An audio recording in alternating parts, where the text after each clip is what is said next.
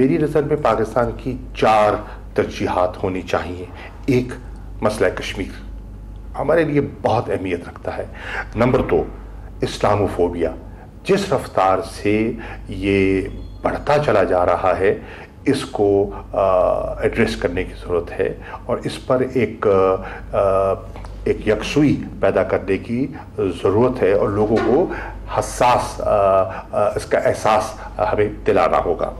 तीसरी चीज़, मुस्लिम कॉजेज़ हैं, बहुत से मुस्लिम कॉजेज़ हैं जिनको एड्रेस करने की ज़रूरत है और पाकिस्तान उम्मा का एक अहम मुल्क है जो उन कॉजेज़ को उजागर कर सकता है। और चौथी चीज़ जो है वो इंसानी हकूक़ हैं, जिस पर अल्लाह के फजल करम से अंदरूनी पाकिस्तान भी बहुत काम हुआ है और बैरून मुल्क जो है, जो हिंदुस्तान की इस वक्त जो पॉलिसीज़ है और जो जुल्म सितम वो कश्मीर में कर रहा है उसको उजागर करने के लिए एक मुनफरिद मौका दस्तयाब आया है।